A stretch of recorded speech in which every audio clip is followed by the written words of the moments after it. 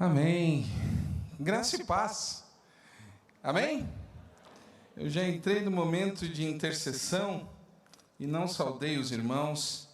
E é com muita alegria que estamos, na verdade, retornando depois de um período muito significativo para nós como família. Não simplesmente por ser um período de férias, mas por tudo o que representou este período para nós. E foi realmente um tempo muito bom. Trago alguns abraços aí, algumas igrejas por onde passei, mandaram um abraço para os irmãos. Estive, obviamente, ali na PIB de Curimatá, também estive na PIB de Balneário Camboriú, na Igreja Batista de Armação, e, em especial, trago também um abraço do pastor Paulo Davi, da PIB de Curitiba.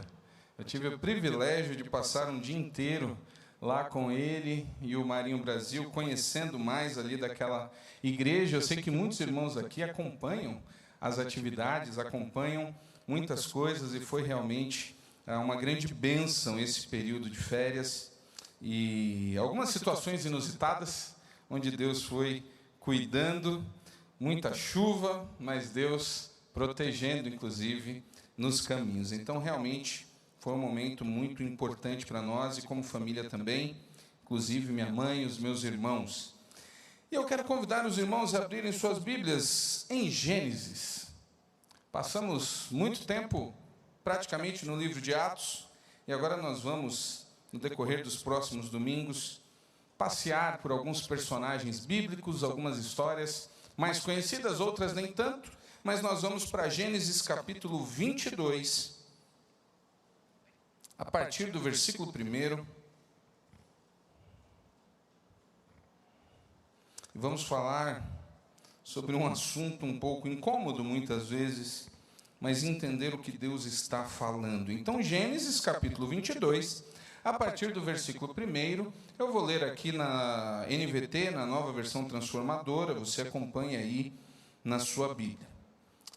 Algum tempo depois, Deus pôs Abraão à prova.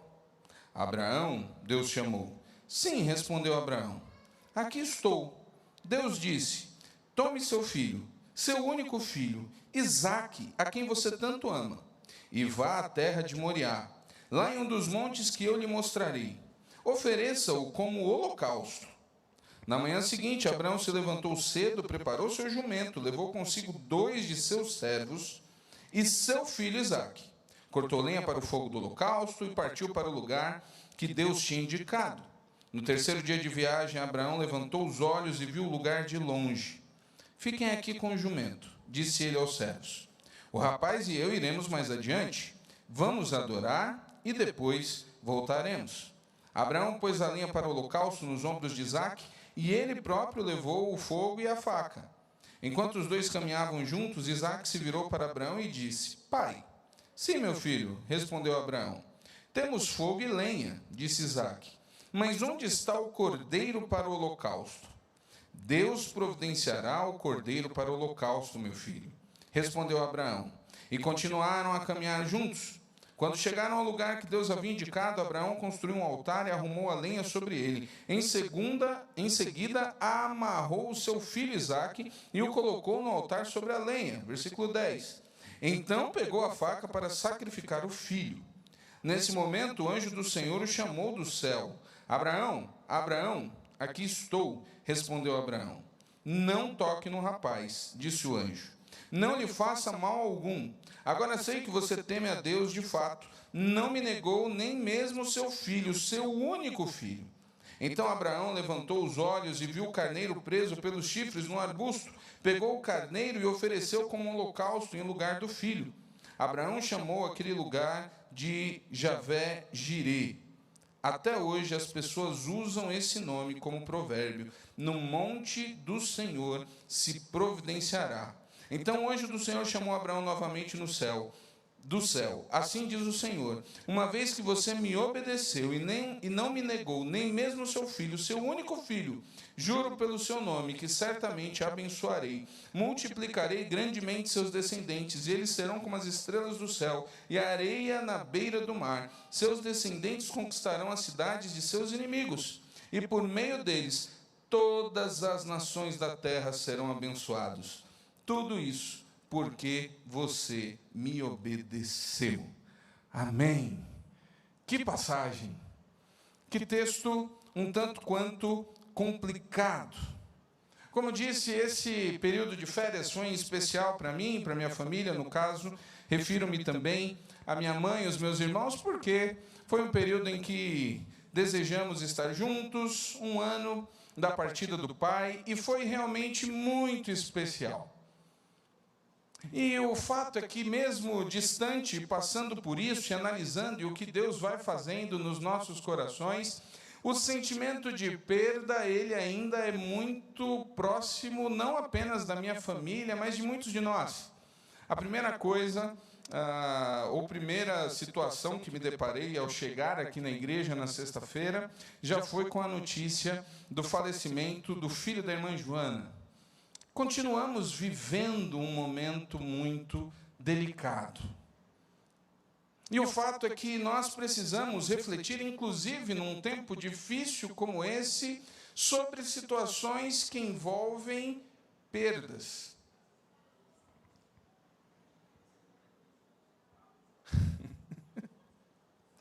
Ok, crianças até 3 anos podem sair. Não tinha me lembrado disso. Tudo bem. Por isso que eu estava vendo as tias desesperadas lá na porta e ele aqui também. Deu certo agora. As crianças podem sair. Voltando então aqui às questões. Nós estamos diante de um texto que se refere a um momento muito complicado. É provável que alguns, principalmente aqueles que são pais, eles nem gostem muito dessa situação envolvida por Abraão. Alguns talvez gostem de ler mais o final do capítulo, né? Jeová Jirê, Deus abençoando, em ti serão benditas todas as famílias, tudo abençoado. E o percurso para chegarmos em um momento tão importante não é tão agradável. A grande questão que não estamos livres e não tem nada que possamos fazer para mudar é que a morte definitivamente é a coisa mais violenta que podemos encarar. Ela é terrível. Com a irmã Conceição, que foi fazer a visita comigo, e conversando com a irmã Joana, nós falamos sobre isso. Não existem muitas palavras que possam ser ditas que de fato gerem conforto àqueles que enfrentaram perdas. Sabem disso. A realidade é que o máximo que nós podemos fazer é estarmos juntos, porque o plano original do Senhor, ou quando Deus cria e faz tudo perfeito e bom, a morte não existia. Ela não faz parte do que de fato era para acontecer. É uma ruptura brutal e ela machuca. E podemos dizer que é o grande ou último inimigo. Nós temos, inclusive, uma declaração em 1 Coríntios 15, 26, onde Paulo diz àquela igreja o seguinte: e o último inimigo a ser destruído é a morte. A morte representa o pecado. A morte é o nosso lembrete diário de que deu errado. O pecado não é uma brincadeira. Quando nós vemos ali o anúncio na própria palavra do Senhor que diz que o salário do pecado é a morte, é porque precisamos lembrar constantemente de que pecado é sério.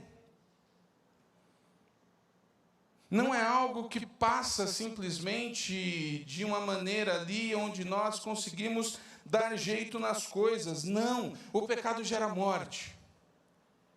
Morte machuca. Não simplesmente os que se foram, aqueles que vão estar com o Senhor, mas nós que ficamos. Não tem conserto. E quando nos deparamos com um texto como esse, algumas situações estão envolvidas e nós precisamos entender que precisamos analisar realmente a respeito da nossa capacidade de nos desprendermos. Até que ponto nós realmente temos uma capacidade de entendermos que o Senhor literalmente nos basta. Quando falamos sobre nos desapegarmos ou sobre nos desprendermos, existem algumas áreas onde precisamos, não apenas uma vez, mas constantemente refletirmos como está o nosso coração. Temos a capacidade de nos apegarmos ou nos prendermos em algumas áreas. E esta noite eu quero convidar você a refletir sobre isso, sobre como está ou não o nosso apego ou comprometimento em áreas específicas. E a primeira que me vem à mente, inclusive no texto, e nós vamos voltar a esse texto em alguns momentos, é na área do que diz respeito às nossas posses. Essa é uma área que precisamos refletir, e quando falamos de posses, definimos tudo aquilo que tem uma etiqueta, um preço, que foi comprado ou até mesmo ganho. Nós temos capacidade de nos apegarmos às coisas, não necessariamente no sentido da ganância, e não necessariamente a coisas que tenham um grande valor financeiro, mas valor afetivo, emocional. Coisas que podemos sonhar em obter ou coisas que vamos guardando. Alguns, inclusive, têm um hábito e têm aí uma modalidade, tem alguns e tem um nome científico. Tem pessoas que são, se eu não me engano, acumuladoras, aquelas que guardam e não conseguem jogar nada fora. Eu não sei se o termo é esse. É acumulador, né? Tem pessoas que elas não conseguem se desprender de nada, elas vão juntando. E, inclusive, isso é tão sério que alguns acabam tendo e ficando sozinhos, e as suas casas são um negócio ali terrível. Quem não tem ou nunca teve um chamado quartinho da bagunça na sua casa, onde a gente vai ficar juntando algumas coisas ali. Eu não sou um acumulador, mas eu tenho ali algumas coisas que me acompanham. A Nívia já olhou para mim balançando a cabeça. Né? E eu tive o privilégio de, desde que vim para o Piauí, ter um lugar sempre onde eu posso guardar algumas coisas que me são muito afetivas. Eu brinco com os meninos e falei, vocês não deram muita sorte, porque você tem algumas possibilidades de ser uma pessoa rica. Uma delas é nascer de um pai rico. Eles não tiveram essa sorte. Outra é de quando a pessoa acaba conseguindo juntar muito dinheiro. Eles também não tiveram essa sorte. Mas eu guardo algumas coisas ali que eu carrego desde a minha adolescência. E eu, como um jovem cristão, eu não era e comecei a trabalhar muito cedo. E eu tinha ali o meu salário desde os 14 anos, mas nem sempre eu tive juízo. E esse é um problema. Então eu fui acumulando. Eu gostava de fazer 3 coisas. Eu nunca fui um jovem baladeiro, nunca fui uma pessoa ali a gastar com perfumes, etc. e tal. Nunca fui também nunca fui daqueles jovens namoradores que gastavam muito dinheiro ali e tal, as saídas. Não, não era isso. Mas eu gostava, alguns irmãos já sabem, de cinema, muito, de CD e de gibi.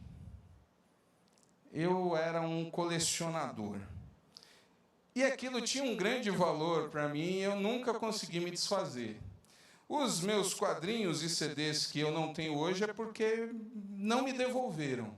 Mas quando eu mudei para o Piauí, e eu lembro até hoje do pastor João Paulo, na época, não era pastor nem eu, mas ele foi me levar para a rodoviária e ele falou assim, Ramon, você tem certeza que você vai levar todas essas caixas? Eu acho que eu viajei com umas 8 caixas, mais mala. Eu era sozinho. E eu lembro que eu paguei de excesso de bagagem uma passagem inteira para chegar no Piauí. E quando cheguei no Piauí, a pessoa que me pegou na rodoviária falou, tudo isso é seu? E eram coisas muito importantes e valiosas. Mais de 1000 CDs e mais de 1000 gibis. E no decorrer desses 14 anos, 13 de casados, a Nívia já me perguntou algumas vezes, até quando você vai juntar isso? E eu digo para ela, um dia, isso ainda vai valer muito dinheiro. Porque o primeiro quadrinho do Superman vale não sei quantos milhões de dólares. Um dia, os nossos netos vão poder pegar um desses gibis, vender e ganhar dinheiro. Não é só por isso, existe toda uma questão afetiva. Eu tenho CDs muito raros também. Mas quem gosta não vende. E esse é outro problema, por isso que as coisas são caras. Então nós nos afeiçoamos, coisas que para os outros não valem absolutamente nada. Mas para nós, sim. Valor sentimental. Agora, além dessas questões afetivas, nós podemos nos apaixonar e ter aí objetos mesmo, materiais, coisas que nós gostamos e não abrimos mão. Isso é um problema. Tudo aquilo que tem a nossa devoção, tem a nossa adoração, tem o primeiro lugar nas nossas vidas. Então, refletir a nossa capacidade de nos desapegarmos ou de não ficarmos presos é muito importante. Um escritor muito famoso no meio cristão, A.W. Tozer, escreveu um livro chamado Em Busca de Deus. E nesse livro ele fala sobre uma bênção, a bênção de não ter nada. Porque corremos o risco de nos apegarmos demais às coisas e sermos movidos por elas. Então, a primeira área de nossas vidas a entendermos e refletirmos são as nossas posses, aquilo que juntamos. Até que ponto estas coisas detêm, de fato, o nosso coração? Quando nós pensamos, por exemplo, na criação, no início, quando tudo era bom, quando Deus coloca o homem e a mulher ali no Éden, Ele não coloca o homem dizendo, você é dono disso. O homem e a mulher, eles surgem como grandes administradores do que Deus deixou absolutamente disponível. E Deus disse para eles, vocês podem usufruir de tudo o que estão vendo, menos uma única coisa. E aí começa todo o problema da humanidade. Após a queda, é que nós vamos ver na maneira como o homem desenvolve, como a sociedade vai se montando, o apego. E ali a gente começa a observar nas descrições que a Bíblia vai falando sobre as pessoas, sobre o apego, sobre um sentimento que é muito próprio de questões vinculadas à posse, que é a inveja. Antes de viajar, o meu último sermão aqui foi mostrando e lembrando a história de Caim e seu irmão. O sentimento de egoísmo e de inveja que Caim nutriu no seu coração. Quando Tozer fala sobre uma bênção e a bênção de não ter nada, não é no sentido de passarmos necessidades, mas é no sentido de que o nosso coração não está preso a coisas. Existem pessoas que fazem de tudo para terem coisas, objetos. O quanto nosso coração está comprometido com objetos, com posses. Existem pessoas que acabam nutrindo o verdadeiro sentimento de adoração por objetos. Eu já conheci algumas pessoas que eles tinham um ciúme muito maior do carro do que da esposa ou dos filhos. Não toca no carro, não abre. Sabe aquela pessoa que tem ali, né, tudo certinho? Você entra no carro, você fica até com medo, você não sabe se você pode segurar. Será se eu vou deixar minha digital? Será se meu sapato está marcando aqui? E aí você entra com criança, você chega, o coração vai batendo assim. Meu Deus do céu, ela vai mexer agora. Tocou no botão do vidro. Meu Deus, vai quebrar, ai, Jesus. E o motorista ali já perdendo a unção ali na frente, né? Olhando desesperado pelo retrovisor, tipo assim, sai, segura essa criança. Tem pessoas que acabam nutrindo isso. Mas as posses não são o único problema e nem a única área que precisamos refletir. Precisamos refletir também a nossa capacidade de nos apegarmos a posições, status, como somos vistos. Curiosamente, no Brasil, a relação com o que fazemos ela é muito ligada à identidade. É muito comum as pessoas perguntarem quem nós somos e nós imediatamente respondermos o que fazemos. Então a pessoa chega, irmão, quem que é você? Aí eu respondo, eu sou pastor. Eu sou médico. Eu sou advogado. E nós acabamos definindo a identidade por aquilo que fazemos. E muitas vezes pelos benefícios que determinadas posições nos dão na sociedade. E não necessariamente estamos realmente preocupados com o que somos. Eu não sou um pastor, eu sou o Ramon Torres. E o Ramon Torres é um pastor, tem como ofício o pastorado, o ministério. Não é a profissão que te define.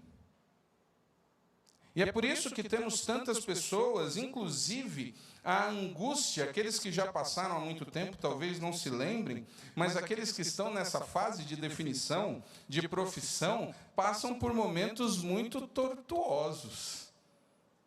A não ser que você tenha uma convicção já de berço, que você entenda e que tenha, eu quero ser, eu quero fazer isso. Alguns passam por momentos grandes de indefinição. Porque condicionam, e quando são pressionados pelos seus pais, então, é muito pior. Quando o filho é obrigado a viver o sonho de uma posição que não é dele, mas do seu pai ou de sua mãe, é um tormento.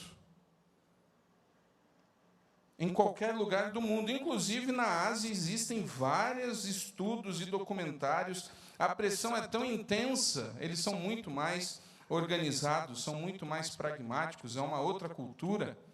Mas no Japão, na Coreia do Sul, o índice de suicídios de jovens em idade de vestibular, de definição de faculdade, é absurdo. Porque o fato de não conseguir entrar num curso é como o fim de uma linha. Apegos que nós criamos, que nós nos amarramos, e que, na verdade, estão distantes do que Deus realmente gostaria. Então, precisamos refletir a respeito das nossas posses, da nossa posição.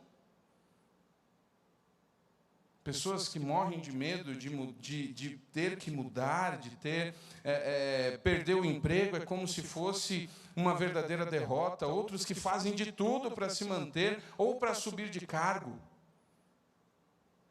Quem trabalha sabe e conhece a expressão puxada de tapete. Como tem gente que puxa o tapete dos outros para subir, para ter uma posição melhor, não se importando com mais absolutamente nada. Quantas pessoas sacrificam suas relações, perdem coisas preciosas na vida dos filhos ou do cônjuge, em busca de uma posição, focam somente naquilo. Não, mas é isso que vai me dar o sustento. Uai, mas você não está vivendo. Outra área importantíssima, que pode nos trazer problemas se amarrarmos demais o nosso coração, são os nossos sonhos. A morte de um sonho também gera trauma. Pessoas que se prendem demais em busca de algo, não conseguem olhar para absolutamente nada e não alcançam. Aliás, sonhos desfeitos é o que mais tem. E quando nos damos conta de que não vamos alcançar ou não teremos esse sonho, dependendo do nível de apego do nosso coração, o baque é grande. Eu já me conformei, eu não vou ter uma Ferrari. Puxa vida. Às vezes a gente precisa ter o pé na realidade. Quando a gente vai para... Os meninos já foram, enfim, quando a gente vai lá para Balneário, a gente fica meio desconectado, né? A gente começa a ver tanta coisa. Aí eu até brinco com meu irmão, eu falo, tá aí, ó.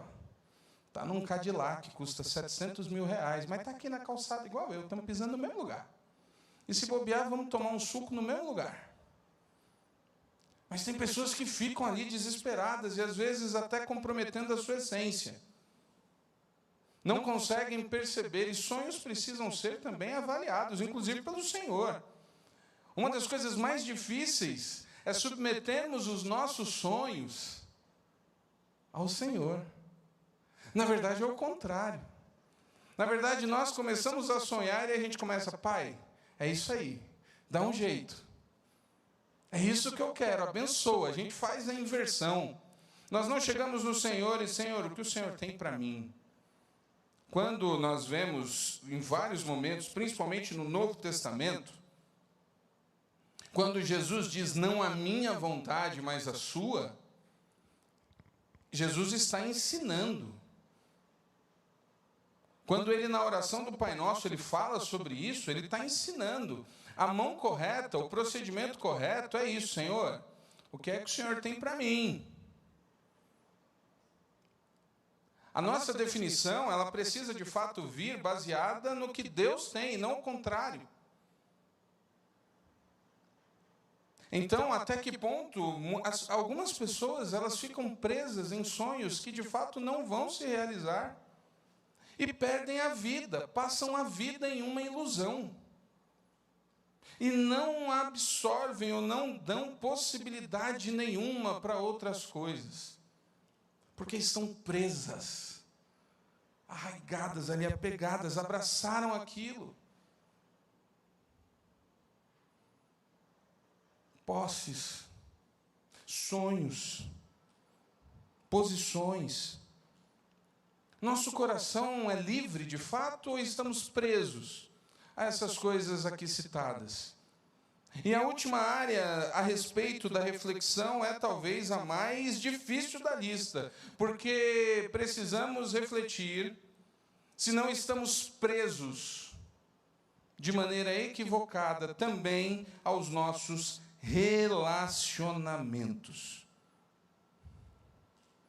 Relacionamento é complicado. Charles Swindoll, quando vai falar sobre isso, ele diz, relacionamentos são extremamente mutáveis.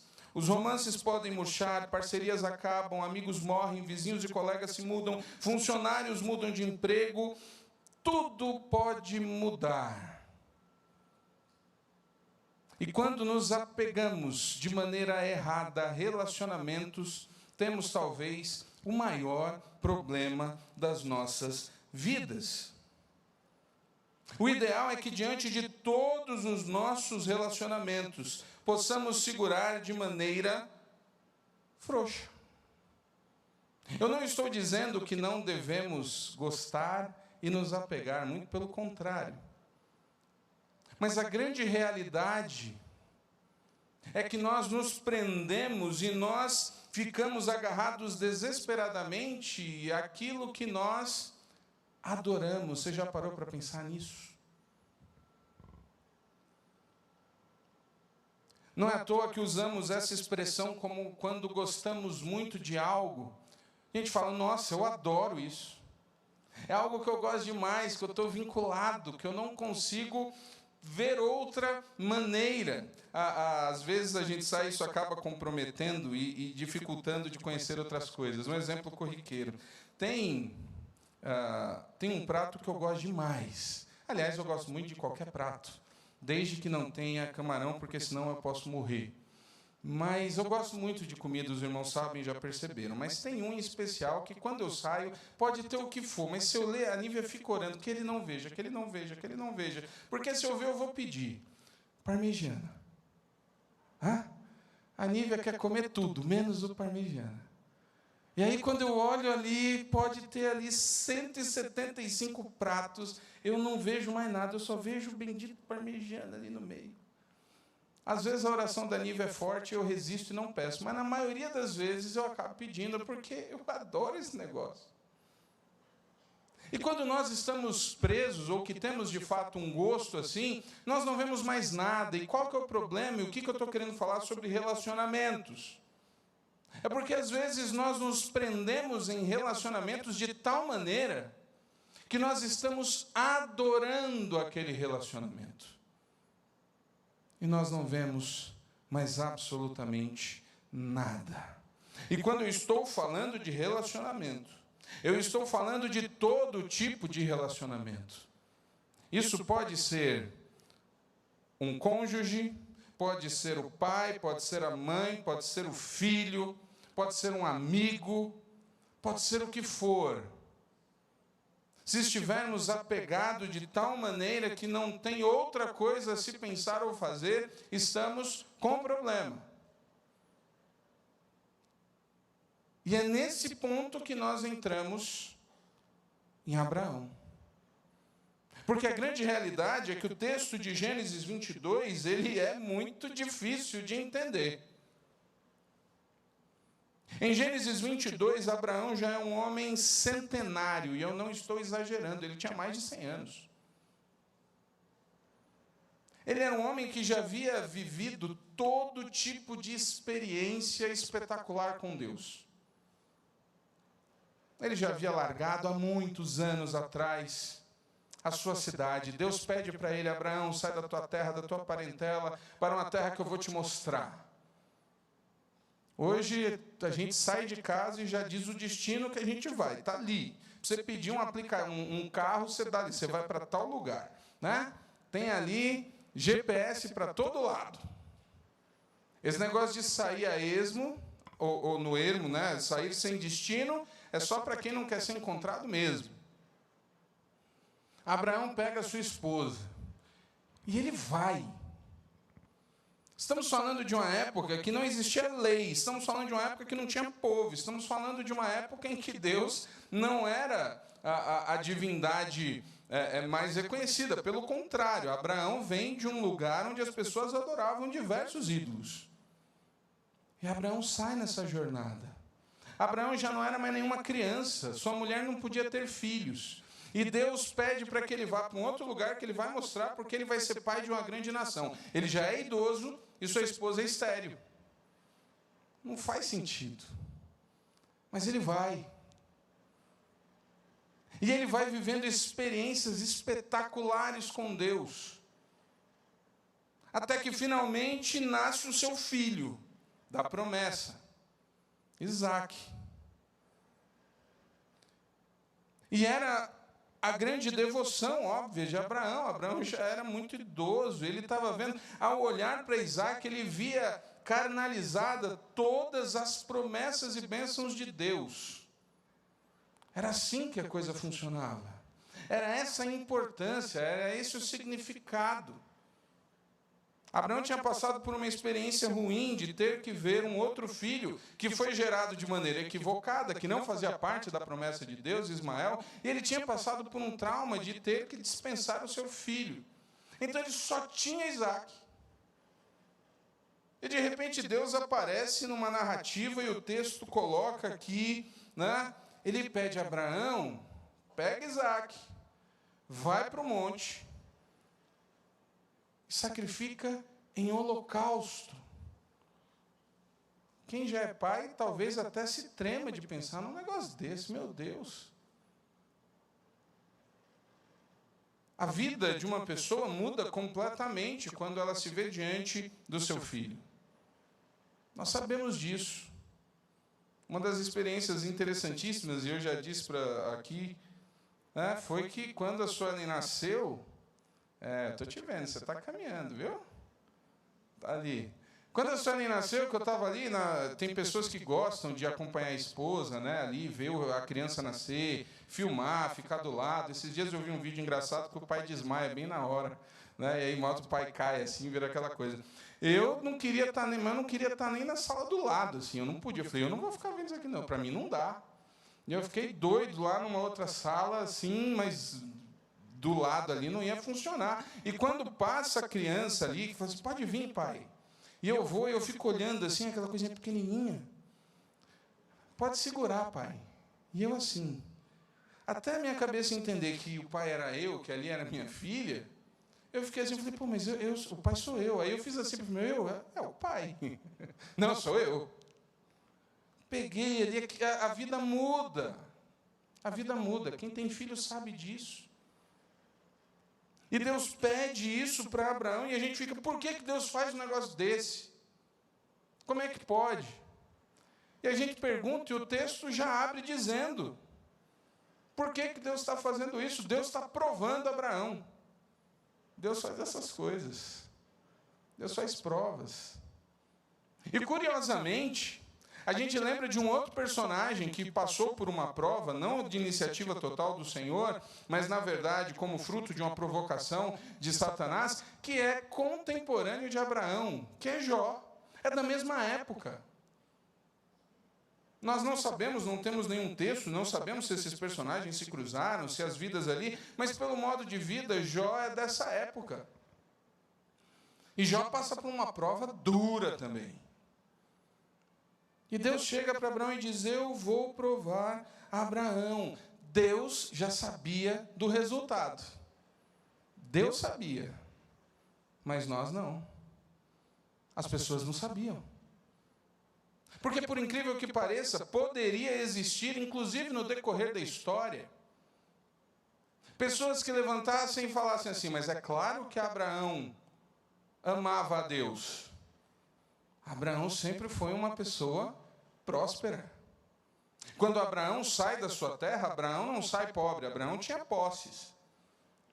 Deus abençoa e multiplica muito, mas Abraão nunca passou necessidade física, necessidade material. E Deus abençoa profundamente, ele é próspero, assim como toda a sua descendência ali. O que Deus faz com o próprio Isaac, o que Deus faz com Jacó lá na frente, diante do seu sogro. O sogro de Jacó tentava passar a perna em Jacó de um lado, dizendo: agora ele vai ver. E Deus abençoava. Quando Abraão se divide, quando Abraão precisa se separar de Ló, é porque os dois haviam enriquecido tanto que não tinha campo para os dois juntos. E ele ainda diz aqui: escolhe o que você quer. Ló escolhe o lugar mais bonito, Abraão vai para o lugar mais feio. E Abraão prospera num lugar terrível. E Ló vai ter problema, porque Ló escolhe o lugar mais bonito, e o lugar mais bonito tinha um nome: Sodoma. E nós sabemos o que acontece na história. Abraão era abençoado. Abraão teve tudo o que precisava. E Abraão fez algumas coisas um pouco feias no decorrer da sua história. Ele mentiu para salvar a vida. Mentiu para Faraó. A esposa dele era tão bonita que ele tinha medo de entrar nos lugares e os governadores pegarem a sua esposa para a esposa e matarem. Então, você diz que é minha irmã. Foi feio, mentiu, pecado. Foi castigado, foi corrigido. Também caiu ali na armadilha de tentar ajudar a Deus. Deus disse que eu vou ser pai de uma grande nação. Minha esposa não pode ter filho. E a esposa entendeu: vai aqui com a minha escrava, porque ela é minha, então o filho dela vai ser meu. E ele faz essa besteira que até hoje dá problema. Ele tinha algumas derrapadas, então Deus sabia da necessidade, inclusive para nós, até hoje, de entender que sim, era possível se relacionar com Deus pelo que Ele era e não pelo que Ele dava. A história no capítulo 22 mostra exatamente sobre a nossa capacidade. Hoje de manhã na classe, voltei, a classe de panorama, momentos muito agradáveis, e falando ali dos profetas. E em determinado momento lembramos e falamos sobre isso. Jesus, ele vivia cercado por uma multidão. Mas aquela multidão não estava ao redor de Jesus porque reconhecia em Jesus o Filho de Deus. Aquela multidão não estava ao redor de Jesus porque reconhecia Ele como aquele que iria trazer a salvação. Eles estavam ao redor de Jesus porque Jesus curava. Porque Jesus expulsava os demônios. Porque Jesus trazia paz.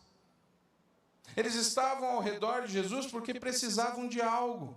E sem medo de errar, a primeira coisa, ou a maioria das pessoas que vêm à igreja, elas buscam a igreja por um problema. Elas estão passando necessidades, e a Bíblia não recrimina ir a Jesus por estar com um problema. Muito pelo contrário. Jesus, em determinado momento, chega para as pessoas e diz: vinde a mim, todos vós que estáis cansados, sobrecarregados, oprimidos. E ele diz: eu vos aliviarei. Buscar a Deus por uma situação difícil, um problema, não é pecado. Mas se manter ao redor do Senhor a vida inteira querendo coisas, te leva para o inferno. As igrejas estão cheias, de um modo geral, no mundo, não necessariamente de pessoas que buscam Deus e que querem o Senhor e que amam ao Senhor, mas as igrejas estão repletas de pessoas que precisam de alguma coisa de Deus. E esse é o grande ponto. Inclusive, esse é o argumento de Satanás ao chegar diante do Senhor. Deus amava tanto Jó. Jó era tão íntegro, que Deus chega para Satanás, o próprio Deus fala: vistes o meu servo Jó? Alegria, o orgulho, é que nem o pai que chega numa apresentação, tem 375 crianças.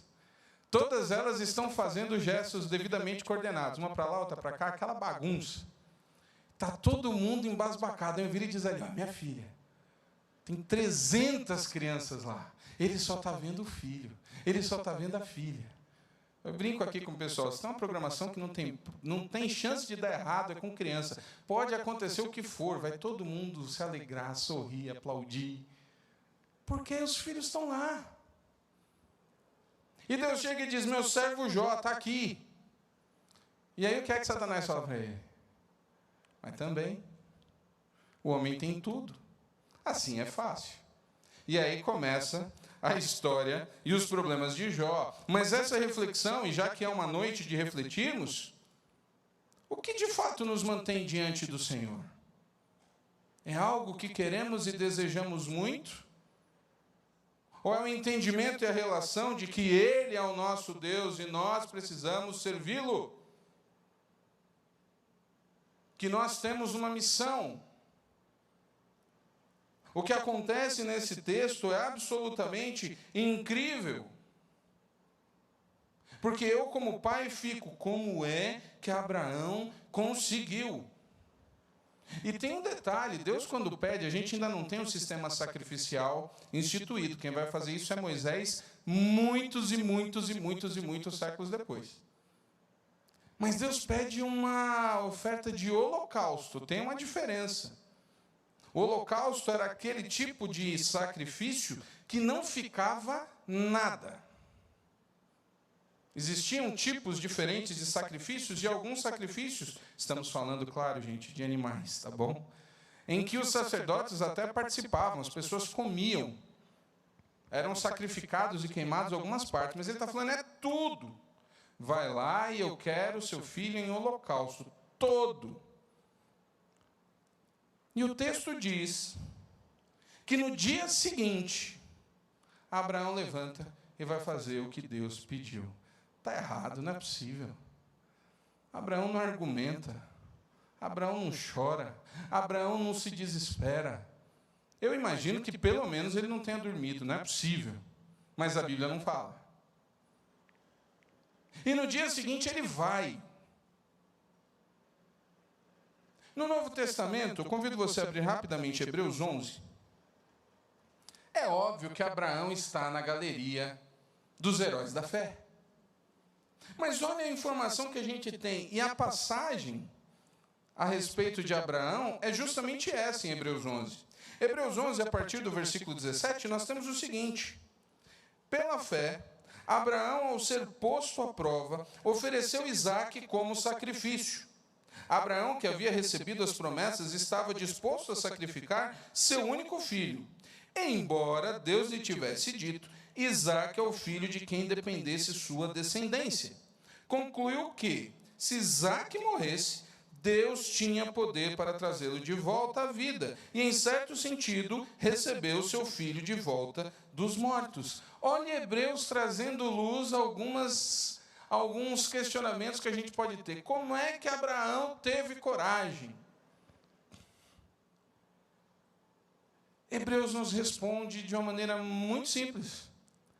Abraão conhecia a Deus. E a maneira como Abraão encara a situação é um grande desafio para nós. Porque em miúdos o texto está dizendo aqui que Abraão confiava tanto em Deus, que ele acreditava que se Deus matasse Isaac, ele ia ressuscitar Isaac.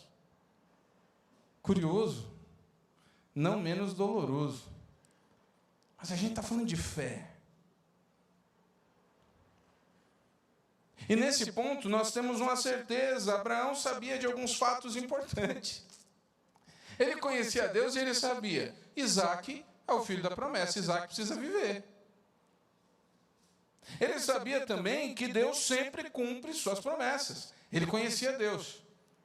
Queridos, grande parte do desespero que toma conta dos nossos corações em momentos difíceis é gerado pela nossa falta de conhecimento e de vivência com Deus. A gente se vê em situações em que nós não acreditamos que Deus pode andar conosco. Essa é uma realidade. Isso não tem a ver com tempo de igreja, tem a ver com tempo de vivência com Deus. Grande parte dessa loucura que tem tomado conta das pessoas,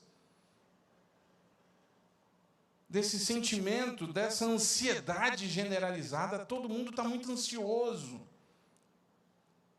É porque a gente esquece ou não conhece ou não confia em Deus. E é por isso que o comportamento de Abraão parece tão estranho pensado no dia de hoje. Mas Abraão sabia exatamente sobre isso, inclusive sobre o poder absoluto de Deus sobre a morte. Nós confiamos em Deus a esse ponto de saber e de entender, e aqui nós entramos em algo muito difícil, inclusive para aqueles que perderam pessoas recentemente. Será que nós conseguimos entender e acreditar e aceitar, como Jesus falou lá no momento em que Lázaro morreu, que a morte, entender isso, que a morte não é definitiva, que Deus tem o poder de vida e de morte, e que aqueles queridos que nos deixaram não se foram para sempre, pelo contrário, estão na eternidade ao lado do Senhor? Esse é um desafio. Porque muitas pessoas estão tão presas, estão em volta aos relacionamentos de maneira tão profunda, que não conseguem ser consoladas pela verdade como essa. E perdem o seu rumo. E ficam presas, algumas, em uma depressão que não acaba nunca. O luto, ele precisa ser vivido. E nós vamos aprendendo e vamos nos reconfigurando. Nesse texto difícil e estranho, surgem algumas das mais profundas e importantes afirmações bíblicas. É nesse texto que nós temos uma pergunta que vai ser respondida lá no Novo Testamento, anunciada no início. É quando Isaac olha para o pai e diz: Pai, onde está o cordeiro para o sacrifício? E nós temos no Novo Testamento a resposta sendo dada, dizendo: eis o Cordeiro de Deus que tira o pecado do mundo. É nesse texto, num momento dramático, que nós temos uma das mais belas respostas que precisa servir para nós até hoje. É a resposta de Abraão para o seu filho, que é: Deus proverá. Jeová Jireh. É nesse contexto que surge a declaração. Num contexto difícil, para alguns talvez impossível, mas era a fé que Abraão possuía em Deus. Um homem centenário. E aí a gente lembra que, queridos, fé envolve riscos. Existem pessoas que têm verdadeira fobia, medo de risco, de perder o controle. E às vezes a gente perde muito da experiência com Deus, porque a gente precisa ter explicação para tudo. E a gente precisa racionalizar todas as coisas e precisa ter uma fórmula matemática para explicar tudo. Não se explica tudo. Existem coisas que, de fato, só vão acontecer baseadas no relacionamento e na fé que realmente temos ou não. São questões de fé. E eu não estou aqui querendo distorcer a palavra de Deus e pedir aqui demonstrações de fé que vão trazer para vocês ganhos pessoais, como as pessoas estão fazendo. Acredite em você, acredite no seu potencial. A chave da vitória está dentro de você, mas antes disso, vem aqui e dá aqui um cheque. Cheque não, que ninguém mais usa cheque. Faz um Pix. Ninguém mais usa cheque, né? As novas gerações nem vão saber o que é cheque. Pessoas que usam e que mexem nisso para ganhos pessoais, não. Mas eu estou dizendo que sim, a nossa relação com Deus pode melhorar ou piorar, enquanto nós não permitimos a Ele o controle total. Abraão amava profundamente o seu filho. Mas ele tinha um Deus. E ele conhecia Deus e sabia que se Deus estava fazendo aquilo, não era à toa. E ele correu um risco. Mas existem pistas. O que é que ele fala para os servos que ele levou quando ele avista o monte de longe? 3 dias de caminhada. Não foi pouca coisa. Eu fico imaginando ali, a Bíblia não dá, mas eu gosto de bastidor, eu fico ali pensando como é que foi o clima dessa caminhada. Só Abraão sabia o que Deus tinha pedido. Mas a gente sabe que ele criou bem o seu filho. O seu filho ele percebeu as coisas. Mas ele diz o que para os servos? Olha, fiquem vocês aqui, nós vamos até o monte adorar o Senhor, e em breve nós voltaremos. Tentando pensar aqui, preenchendo algumas coisas, se ele tivesse convicção de que nunca mais ele veria o filho, ele não faria. Primeiro que ele amava demais ali a própria esposa, ele não faria isso. E ele não conseguiria manter a tranquilidade que nós sentimos no texto. Ele sabia que alguma coisa ia acontecer. Às vezes isso faz falta na nossa vida. Não importa o que aconteça, não importa o que está aparecendo, Deus vai fazer algo. Você tem essa confiança absoluta de que Deus vai fazer algo? Você consegue acreditar e confiar nisso? Deus irá fazer alguma coisa. Deus proverá. É disso que se trata. E eu volto de novo para aquele último item sobre reflexão, que são relacionamentos. Queridos, a gente às vezes perde muita coisa, porque nós não conseguimos nos desprender, porque nós nos acorrentamos a relacionamentos de maneira errada. E ficamos presos, e Deus está lhe mostrando que não é isso. Nós não podemos mandar nos outros. E nós temos medo, de fato, de entregar. E de entender que a partir de agora, literalmente, Senhor, está nas suas mãos. Eu não tenho mais o que fazer. Como isso é difícil para um pai e para uma mãe. Como dói entregar de fato ali, literalmente, a vida dos seus filhos diante do Senhor. Mas em algum momento das nossas vidas a gente precisa fazer isso. Existem pessoas que são doentes, dos dois lados, pais que nunca conseguiram liberar e soltar os seus filhos para viverem suas próprias vidas. Filhos que estão acorrentados aos pais. Relacionamentos afetivos. Pessoas que preferem dar as costas para Deus, porque não conseguem se desprender de algo que faz mal, que afasta.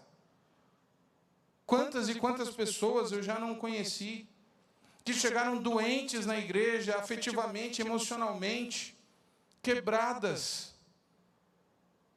E depois de estarem ali restauradas, no primeiro relacionamento, elas dão as costas, vão embora e são quebradas de novo.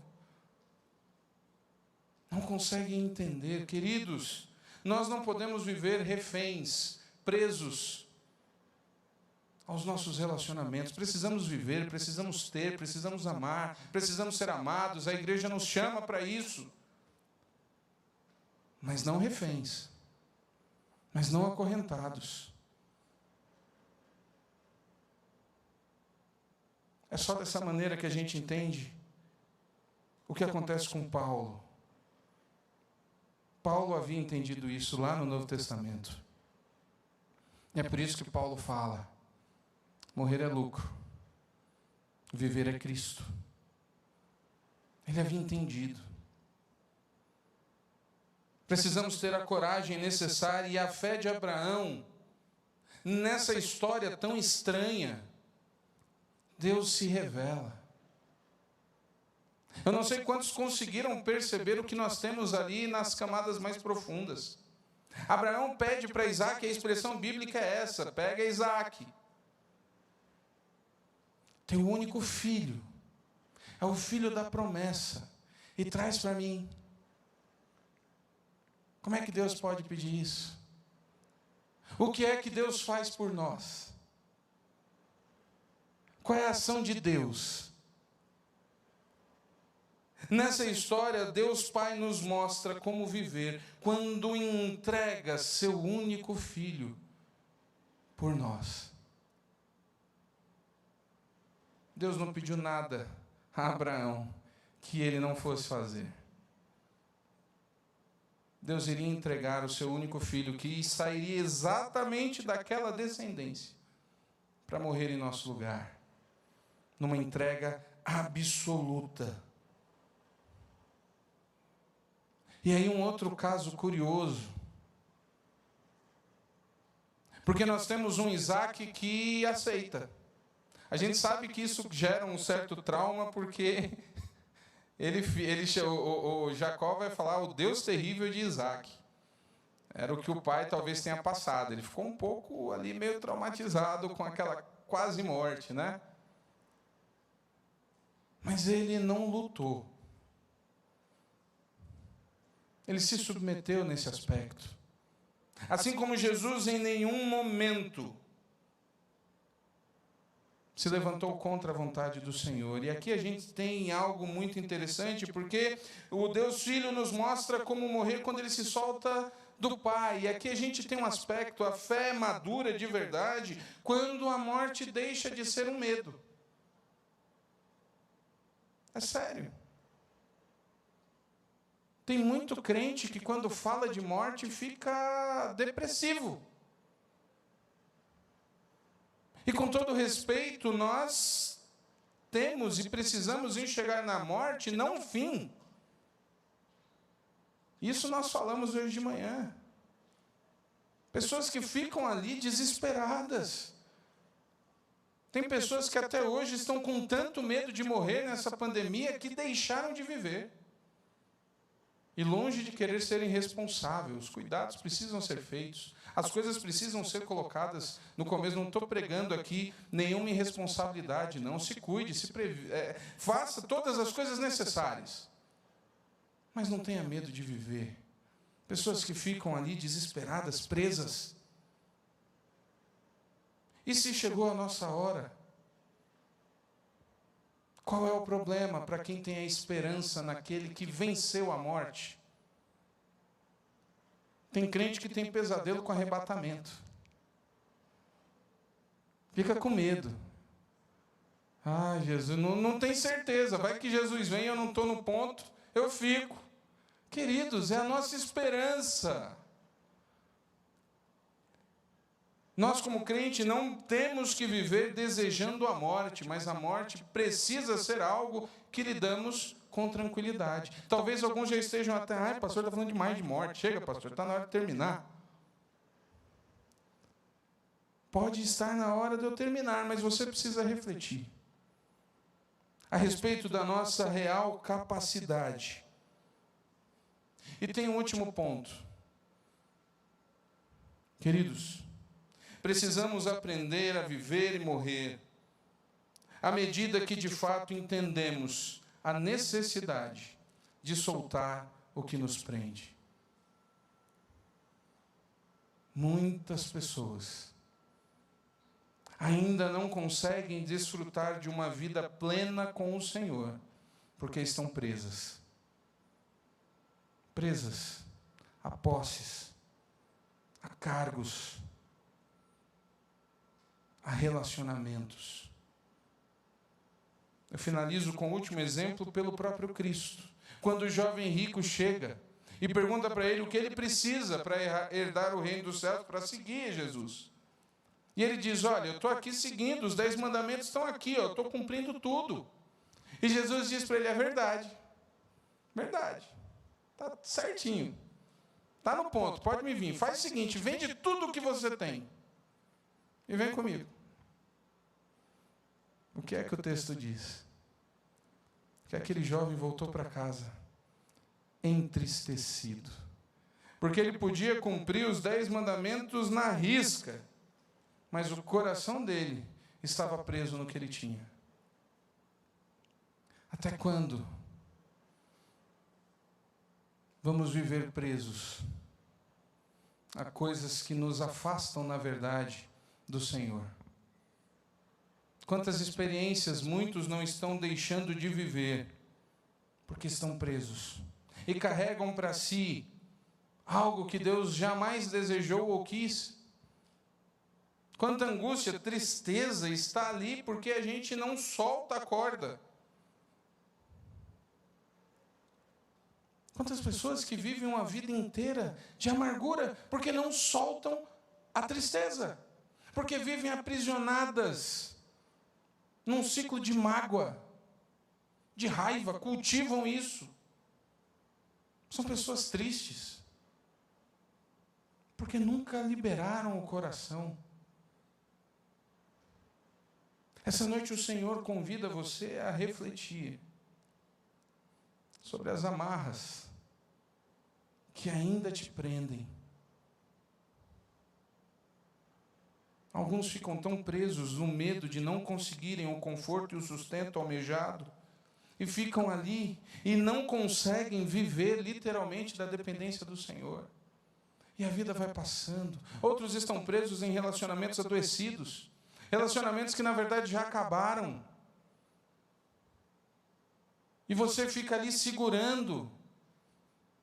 Tenha a coragem de entregar as coisas ao Senhor. Tenha coragem de permitir que o Senhor trate. Não a minha vontade, mas a tua vontade. O que prende você? Eu queria convidar você a fechar os seus olhos. O Ministério de Louvor pode subir.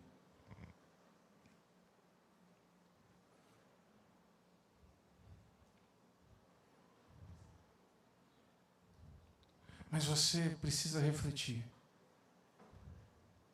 O teu coração está de fato voltado integralmente para o Senhor? Você está preso no medo? Você está preso na tristeza, na mágoa? Você não concorda? Você acha que está errado? E aí você fica parte do processo, você fica fora, porque você está ali, não, desse jeito está errado. Infelizmente, nós temos a capacidade de nos prendermos a muitas coisas, inclusive ao passado. Tem pessoas que deixam de viver o presente porque estão presas no que já passou. E Deus está ali querendo fazer coisas novas, mostrando coisas novas, e as pessoas estão, não. Estão perdendo seu tempo.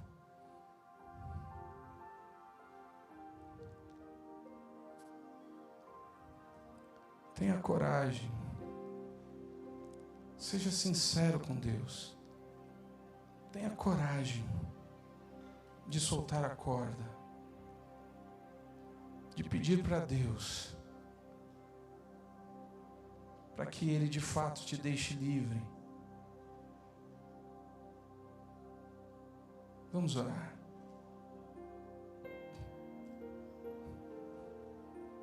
Pai, alguns textos não são fáceis. Nosso coração nos prega muitas peças. Mas esta noite a tua palavra é clara: o Senhor é o Deus que provê, o Senhor é o Deus que cuida, o Senhor é o Deus que transforma, que faz milagres. Mas muitas coisas prendem o nosso coração, e agora eu te coloco, Pai, tua igreja. Eu não sei o que os meus irmãos estão orando, mas muito provavelmente algumas amarras estão prendendo os teus filhos. Talvez relacionamentos que há muito tempo já acabaram. Talvez um coração preso no material, num cargo, num carro, num salário, numa posse. Talvez algo que valorizemos mais do que deveríamos. Ajuda-nos a ter a nossa identidade no Senhor e não naquilo que temos. Ajuda-nos a termos o nosso coração livre de tal maneira que possamos vivenciar experiências extraordinárias com o Senhor. Ajuda-nos de fato a confiar no teu poder e na tua ação nas nossas vidas. Que o teu Santo Espírito esteja mostrando à tua igreja as amarras que precisam ser cortadas. Fortalece os teus filhos e filhas a entregarem verdadeiramente aquilo que não deve mais fazer parte do coração. Nós confiamos no teu poder e no teu amor, e assim nós oramos, no nome precioso de Jesus. Amém. Amém.